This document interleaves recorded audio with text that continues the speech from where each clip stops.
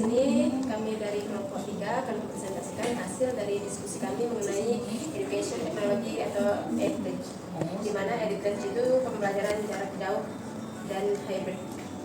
Namun sebelum itu kami akan mempersilakan masing-masing dari anggota kelompok kami untuk mempresentasikan satu bagian, satu penjelasan dari materi kami. Untuk yang pertama, kami persilakan kepada teman kami Umu untuk mempresentasikan diskusi bagian pertama. Padanya dipersilakan. Baik teman-temanku sekalian, seperti yang ada di slide ya, mari kasih paham. Jadi kita akan memberikan paham yang semoga nyampe kepada teman-teman sekalian tentang apa sih itu EdTech ya. Nah, EdTech ini sudah semakin marak ketika di pandemi COVID-19 ya. Seperti kita ketahui, di setiap sekolah seluruhnya bahkan ya mungkin tidak terkecuali menggunakan platform-platform media pembelajaran yang beragam. Ada yang menggunakan Google Classroom, mungkin yang paling terkenal ya, terus kemudian secara Zoom, secara Google Meet dan semacamnya. Pembelajaran jarak jauh intinya. Kemudian platform online ini sudah menjadi populer di intuisi setiap pendidikan. Nah, setelah pandemi COVID ini sudah tuntas ya antara 2019 sampai misalnya 2022 itu masih marak digunakan oleh beberapa instansi pendidikan karena memang keefektifannya. Dan kemudian platform EdTech ini apa aja? Mungkin salah satunya itu adalah LMS, video conference dan AI. Nah, yang akan kami kuak adalah LMS, ini adalah Learning Management System ya. Ternyata selama ini kepanjangan LMS yang kita gunakan ini adalah Learning Management System. Apa itu? Yakni adalah platform perangkat lunak yang digunakan untuk mengelola, mendokumentasi, melacak, melaporkan, dan mengirimkan program pendidikan atau pelatihan secara online. Yang pada intinya bisa dibilang adalah sebuah kelas lah ya, kelas secara online yang bisa kita akses bersama baik dari pendidik maupun dari peserta didik. Begitu. Nah, dari platform LMS ini, mari akan kita analisis SWOT-nya, yaitu strength atau kekuatannya, weakness-nya, kelemahan dari LMS, opportunities, peluangnya, dan juga ancamannya atau threat-nya yang akan disampaikan oleh pemateri selanjutnya. Baik, terima kasih. Saya akan memaparkan mengenai kekuatan dari LMS itu sendiri. Nah, yang pertama, LMS itu bisa menyimpan materi, kemudian melacak progres siswa, dan mengelola administrasi pendidikan dalam satu platform terorganisir. Kemudian yang kedua, aksesibilitas dan fleksibilitas. Jadi LMS ini memungkinkan siswa dan pengajar mengakses materi pembelajaran kapan saja dan di mana saja dengan koneksi internet. Kemudian yang ketiga, personalisasi pembelajaran LMS modern ini memungkinkan pembelajaran dengan modul yang disesuaikan berdasarkan kinerja dan kebutuhan preferensi siswa. Kemudian yang keempat, otomatisasi tugas admin seperti penilaian, pengiriman tugas, pengelolaan jadwal, ini mengurangi beban para pengajar dan institusi. Kemudian yang terakhir itu, yang kelima, ada pengelolaan kelas yang lebih efisien. Dengan LMS ini, pengajar dapat mengelola kursus, berkomunikasi dengan siswa, dan memantau perkembangan serta hasil belajar melalui laporan dan analitik. Kemudian untuk yang kelemahannya, dipersilakan kepada saudara umum.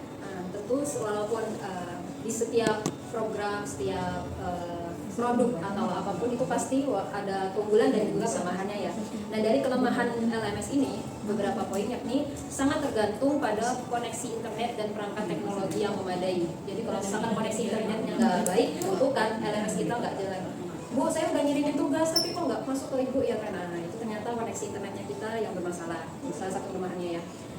Di daerah dengan akses internet yang terbatas, pengguna bisa kesulitan menggunakan platform ini dengan optimal ya. Tentu di setiap daerah kita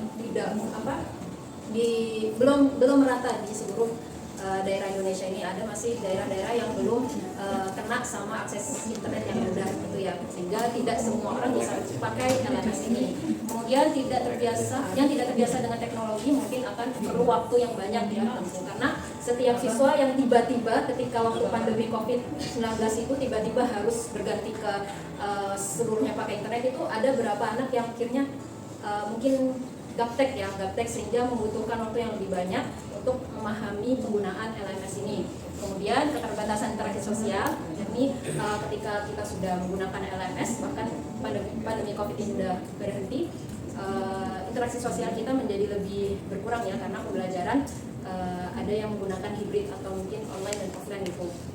Kemudian biaya implementasi dan pemeliharaan dari platformnya tersebut yang mungkin membutuhkan biaya yang cukup lumayan. Kemudian tantangan dalam meningkatkan motivasi siswa gitu.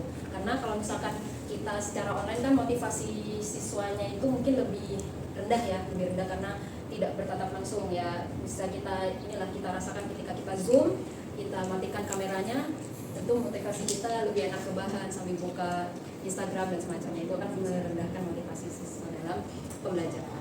Selanjutnya pada opportunities.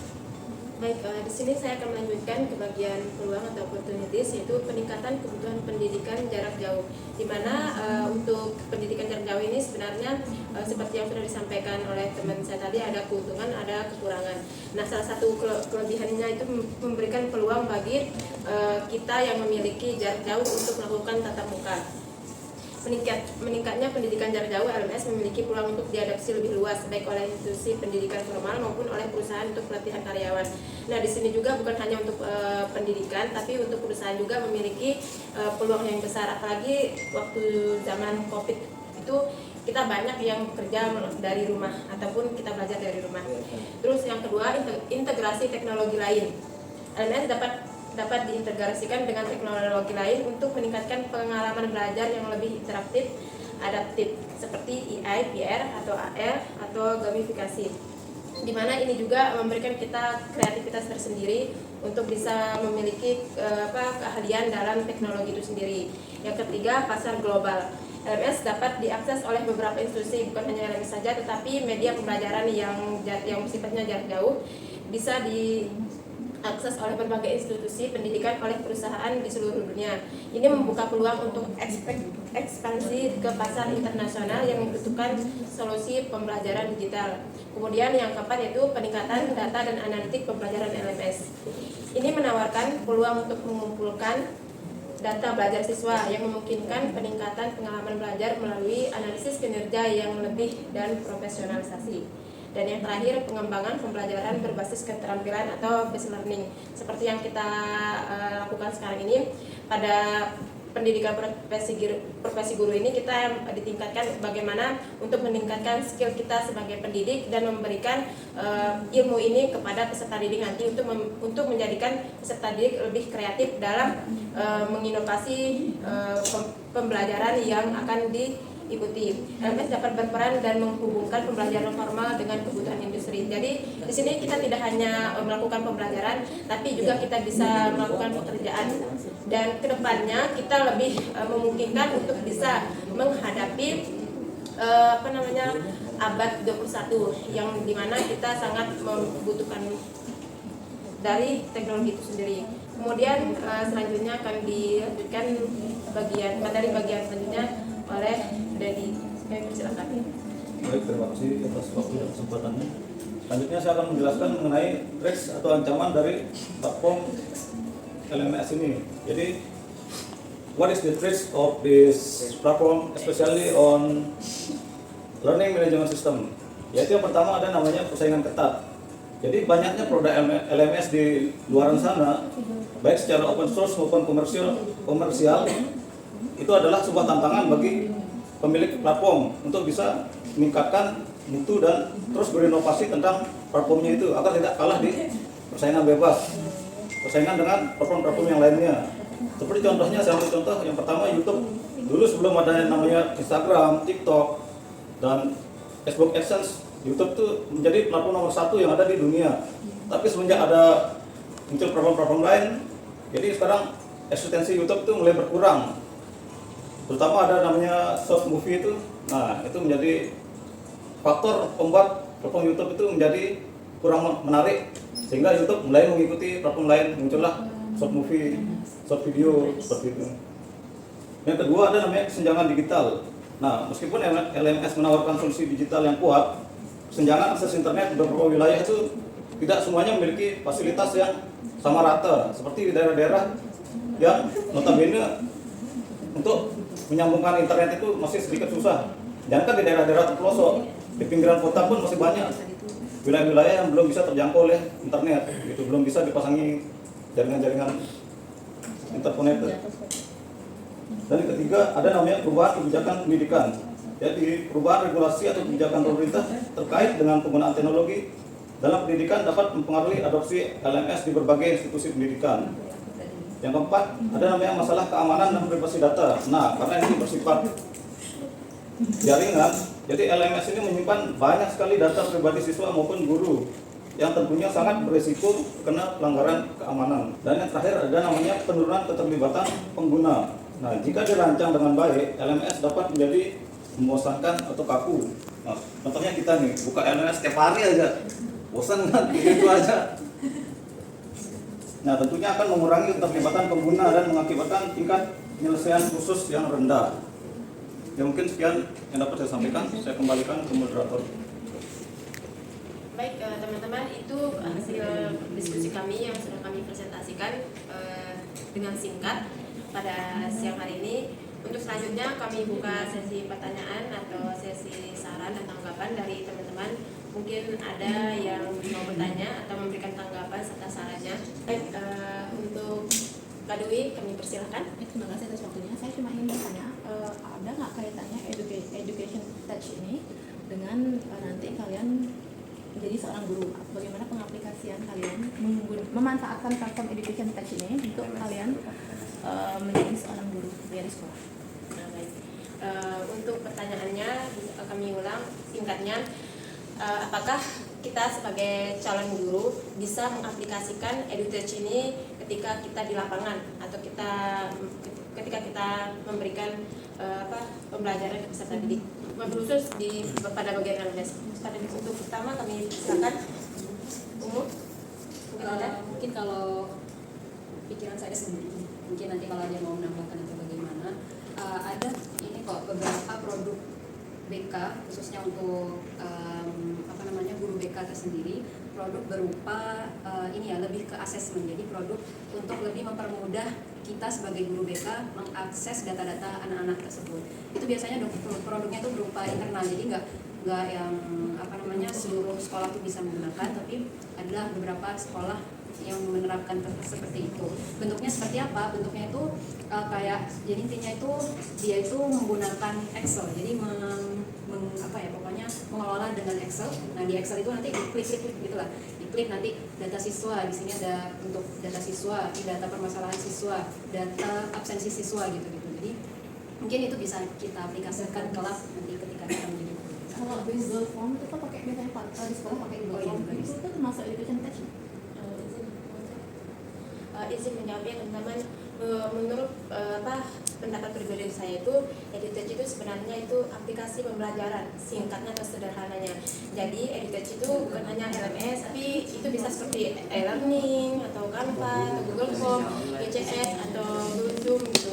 Jadi dalam pengaplikasiannya di sekolah itu kita sangat bisa menggunakan untuk melakukan need assessment atau melakukan untuk mendapatkan data siswa itu sendiri. Nanti kita bisa menggunakan alat tesnya itu jenis AKPD.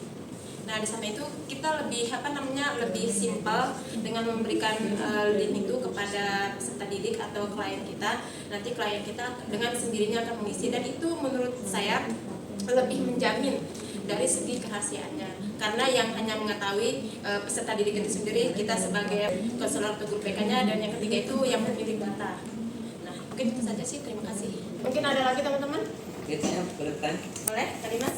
Ini tadi kan kembali ke LMS ya. Mungkin saya ini benar sepemahaman dulu nggak awal-awal. LMS ini kan manajemen sistem. Berarti kan itu keseluruhan yang kayaknya LMS yang kita bahas di itu kampus ini kan. Ya. Jadi lebih ke apa kiat-kiat sahabat-sahabat kalian terserah untuk mengurangi kelemahan yang ditimbulkan LMS ketika kalian menggunakan LMS tersebut dalam media ajaran. Sebagai peserta didik atau kita sebagai Baik, di sini saya ngambil kelemahannya di bagian keterbatasan siang ya. Karena apa namanya EduTech ini kita pembelajaran jarak jauh mungkin kita lebih meminimalisir untuk melakukan hal tersebut dan menyeimbangkan dengan melakukan diskusi secara langsung gitu. Jadi dalam hal ini kita tidak berpacu kepada interaksi dalam dunia maya, ada juga dalam interaksi dalam dunia nyata, sehingga nanti mungkin ketika ada beberapa hal yang kita kurang pahami saat kita berinteraksi di dunia maya, kita bisa meluruskan ketika berinteraksi di dunia nyata.